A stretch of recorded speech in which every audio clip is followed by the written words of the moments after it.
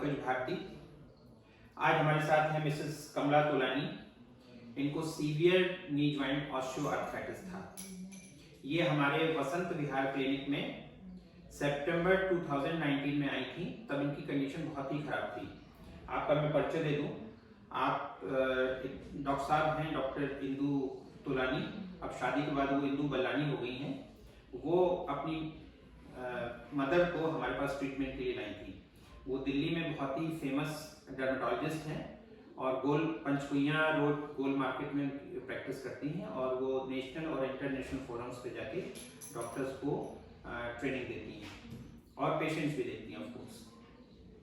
आज मैं मिसेस कमला तोलानी से ही पूछूंगा कि उनको होलिस्टिक प्रोग्राम लेने के बाद क्या क्या इम्प्रूवमेंट हुए। आज मैंने इनके एक्सरे भी मंगवाए थे कि ये एक्सरे है, अगर आपको दिखाई दे रहा है तो आप देख सकते हैं कि जब ये 2017 में आई थी तो इनके 2019 में जब आई थी तो इनके घुटना बिल्कुल कोलैप्स था और कंडीशन ये थी कि आप देख सकते हैं कि बिल्कुल भी स्पेस कंप्लीट स्पेस रिडक्शन हो गया है। इनकी हालत ये थी कि ये वॉकर से भी इनको चलने में बहुत परेशानी होती थी। वॉकर से भी जब चलती थी तो इनको सपोर्ट की आवश्यकता होती थी और ये आज एक्सरे इन्होंने करवाया है तो आप देख सकते हैं क्लियरली कि ये जो नी स्पेसेस हैं ये वाइड ओपन हो गए हैं।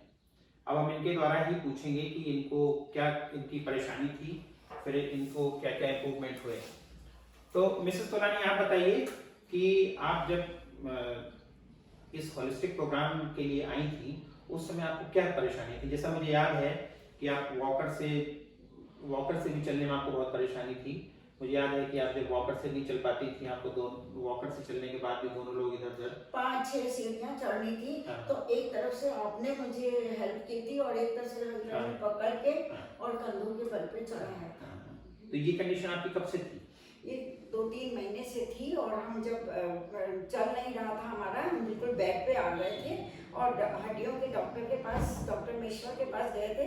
उन्होंने पहले 1 महीना तो मेरी मूंग की शिकायत की, जिससे सिर्फ मैंने लेफ्ट साइड खाली अपने पैर को मोड़ पाती थी, नहीं तो मैं सीधी पड़ी रहती थी। आप इतनी जो कंडीशन खराब थी तो आपको घर में मिस्टर तोलानी सपोर्ट करते होंगे? और मेरी मेड भी बहुत अच्छी थी, वो रात दिन रहती थी मेरे पास और हम दरवाजा खोलने लायक भी नहीं थी। अगर कोई घंटी बजाएगा तो उसी को जाना पड़ता था खोलने के लिए।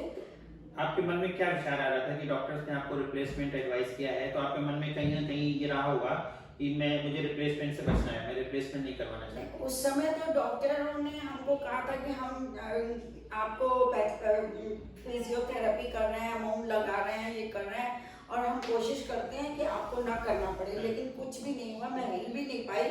मतलब 15 दिन के बाद खाली मैंने अपना पैर हटा के यूं मोड़ा और 1 महीने तक तो पूरा मैं सीधा बेड पे रही और उसके बाद रात भर मैं सोती नहीं थी, क्योंकि एक ही जगह अगर पैर रहेगा तो सोती नहीं थी।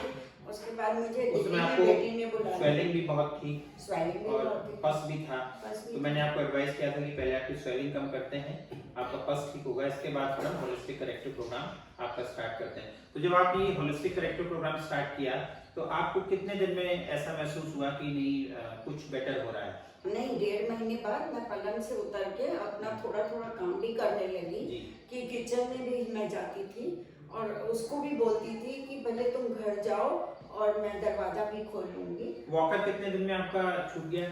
आपके इलाज के 1.5-2 महीने बाद वॉकर छोड़ के मैंने छड़ी पकड़ा। अच्छा। और छड़ी से मैं चलने लगी, जो हैंडल था पूरा उसका, छड़ी से मैं चलने लगी और जब काफी आगे आपका होता गया, 6 महीने के बाद मैंने अपना पूरा घर का काम संभाला। वो जैसा आपने बताती थी कि अब आपने वॉक करना शुरू कर दिया है, तो अब आप जैसा मैं देख रहा हूँ कि अब आप पूरी तरीके से ठीक हैं। आपकी जो वॉक है वो बिल्कुल नॉर्मल हो गया, आप सीढ़ियाँ भी चढ़ कर लेती हैं। तो ये जब पूरी तरह से ठीक होने के बाद फिर आपने क्या एक्टिविटीज अपनी रिज्यूम की? क्या वॉक पे जाते हैं? हाँ, वॉक पे मैं जाती थी और जहाँ सत्संग घर में मैं जाती थी वहाँ मैंने जाना शुरू कर दिया। बल्कि सब लोग मेरे को कहते थे आप बेंच पे बैठी रहो पर आप आओ। तो संडे में नहीं, अब आप कितना वॉक कर लेती हैं? अब मैं 6-7 किलोमीटर आराम से चलती तो हूँ। मतलब 6-7 किलोमीटर वॉक करने के बाद भी किसी तरीके का पेन या डिस्कम्फर्ट नहीं होता है? नहीं। तो अब इनकी ये हालत सामान्य होने के बाद आपको कैसा महसूस होता है? अच्छा महसूस करते हो कि आपको असिस्ट नहीं कर? बहुत अच्छा लगता है। जब आदमी बेड पे कन्फाइन हो जाता है या उसकी एक्टिविटी रेस्ट्रिक्ट हो जाती है तो मेंटली बहुत परेशान हो जाता है। उसको लगता है कि जब मैं ठीक हो जाऊंगी तो मैं ये करूंगी ये करूंगी। तो आपने भी कुछ ऐसे प्लान किया होगा एडवेंचरस की, जब मैं ठीक हो जाऊंगी तो मैं वॉक पे जाऊंगी या क्लाइंबिंग करूंगी या मैं ये, तो कुछ आपने कुछ ऐसा एडवेंचरस किया? वो भी मैंने किया। मैं भूल भुलैया गई और 84 सीढ़ी ऊपर चढ़ के गई और अपने आप नीचे आई। हाँ। और सब लोगों ने बोला शॉर्ट रास्ते से जाओ। और लॉकडाउन हो गया था तो मैं किसी फ्रेंड से तो मिली नहीं थी। फ्रेंड्स फोन पे बोलती थी पहले जैसे तुम चलती थी वैसे चलती हो, हमें तो नहीं विश्वास आता। तो मैंने कहा अब जिसको देखना है आओ। और जिस दिन सब अभी तक कुछ लोग कह रहे हैं कि वाकई में तुम पहले जैसे चलती थी वैसे चलती हो। और अच्छा आओ तो हम लोग देखें। फिर एक दिन मैं सत्संग करने गई और उनको विश्वास नहीं हुआ, मैं बिल्कुल वैसे नॉर्मली चल रही थी। आपका कॉन्फिडेंस लेवल भी काफी बढ़ा होगा। हाँ बढ़ा था। और मैं छड़ी भी छोड़ चुकी थी। तो वो फोन पे पूछते थे तुम्हारी छड़ी छूट गई है, तुम्हारा ये हो गया। मैं बिल्कुल नॉर्मल हूँ। और अभी तो मैं मुझे याद है कि पुराने से ज्यादा अच्छी तरह से फास्ट। जब आप आई थी तो आपके चेहरे पे बहुत पेन था, एक निराशा थी, पेन था और आपके मन में ये था कि पता नहीं मैं ठीक होंगी भी नहीं होगी, मेरी सर्जरी करवानी पड़ेगी। फिर आपके मन में ऐसे लग रहा था कि सर्जरी अगर फेल हो गई तो क्या होगा। बहुत ऐसे भाव थे। अब मैं देख रहा हूँ कि आप बहुत कॉन्फिडेंस है। नहीं वो पहली दफा मैं जब डॉक्टर साहब के पास गई और उन्होंने कहा मैं आपको ठीक कर दूंगा, तो उसके बाद तो सर्जरी का ख्याल मन से निकाल दिया। और वाकई में डॉक्टर साहब ने कहा मैं आपको चला के दिखाऊंगा। और अब मैं बिल्कुल ठीक हूँ, बिल्कुल ठीक हूँ, दर्द भी नहीं है। मैं आपको सच बताऊं कि आपके केस में उतना कॉन्फिडेंस मेरा भी नहीं था कि आप 6 या 7 किलोमीटर चल लेंगी। मुझे ये था कि हाँ ठीक हो जाएंगी, नॉर्मल स्थिति हो जाएगी, आप घर में अपना आसानी से काम धाम कर लेंगी और 1-8 किलोमीटर चल जाएंगी। लेकिन ये तो एक बहुत ही मेरे लिए भी सरप्राइजिंग है कि आप 7 किलोमीटर वॉक कर लेती हैं और आप 84 सीढ़ियाँ चढ़ लेती हैं, आपको कोई डिस्कम्फर्ट या पेन नहीं होता है। ये वास्तव में इसको भी मैं एक मिरेकल ही कहूँगा। पर पहली बार आपने कहा था मैं आपको ठीक करूंगी और मैंने आपका ऐसे हाथ पकड़ लिया था कि हाँ भाई डॉक्टर ये करेंगे। वो तो एक कॉन्फिडेंस होता है ना। लेकिन कई बार होता है ना कि कुछ पेशेंट्स में बहुत ही मिरेकलस रिजल्ट्स तो सभी में आते हैं, लेकिन कुछ पेशेंट्स में बहुत ही मिरेकलस रिजल्ट्स आते हैं, उनमें से शायद आप एक हैं। तो ये थी हमारी पेशेंट मिसेस कमला तोलानी। 64 इयर्स इनकी एज है और ये अब मैं लगभग कहूँगा, हालांकि कह रही मैं पूरी तरीके से रिकवर हो गई हूँ, ये रिकवर हो गई है कि इनकी नॉर्मल एक्टिविटीज इनकी रिज्यूम हो गई हैं। अक्सर लोग मुझसे पूछते हैं कि आखिर डॉक्टर साहब, पूरी दुनिया के डॉक्टर्स ये बताते हैं कि रिप्लेसमेंट के अलावा कोई इसका समाधान नहीं है, तो आखिर ये ट्रीटमेंट होता कैसे? आप कैसे कहते हैं कि इतनी एडवांस स्टेज में भी आप पेशेंट को चला देंगे या सर्जरी की आवश्यकता नहीं पड़ेगी, पेशेंट एब्सोल्युटली पेन फ्री हो जाएगा, उसकी मोबिलिटी रिस्टोर हो जाएगी। तो आज मैं बता दूं कि जो हमारा नी जॉइंट होता है उसके जो सपोर्ट्स होते हैं वो होते हैं मसल्स, लिगामेंट्स और टेंडन्स के द्वारा लो बैक से फुट तक। तो लोकल भी सपोर्ट होते हैं लिगामेंट्स के द्वारा। तो जब हमारा घुटना जिसमें हमारा स्पेसेस रिड्यूस हो जाते हैं तो ऐसी स्टेज में हमारी मसल्स स्पेस में आ जाती हैं, लिगामेंट्स हमारे लेग्स हो जाते हैं और जो टेंडन्स होते हैं, टेंडन्स वो स्ट्रक्चर होते हैं जो मसल को बोन से अटैच करते हैं, इनमें टेंशन आ जाता है। तो जो ट्रीटमेंट मेथड हम लोग यूज करते हैं उससे हम लोग क्रोनिक स्पैज्म और क्रोनिक टेंशन लिगामेंट्स का रिलीज करवा देते हैं, जिससे थाई बोन और लेग बोन का अलाइनमेंट हो जाता है, नंबर 1। दूसरी, एक प्रकृति ने हमारी घुटनों की संरचना ऐसी बनाई है कि जो हमारी थाई बोन होती है उसमें नीचे की तरफ 2 भार होते हैं जिनको हम कॉन्डाइल्स बोलते हैं, वो हमारी लेग बोन के ऊपर मूव करते हैं। तो जो हमारे कॉन्डाइल्स होते हैं उनमें स्ट्रक्चरल इम्बैलेंस होता है, मींस जो अंदर की तरफ वाला जो कॉन्डाइल होता है वो थोड़ा सा साइज में बड़ा होता है और बाहर वाला छोटा होता है। तो इस इम्बैलेंस के कारण जब हमारा घुटना नॉर्मल से एबनॉर्मल हो जाता है तो हमारा घुटना ट्विस्ट हो जाता है, ट्विस्ट होके हमारे कोलैप्स हो जाता है और स्पेस रिड्यूस हो जाते हैं।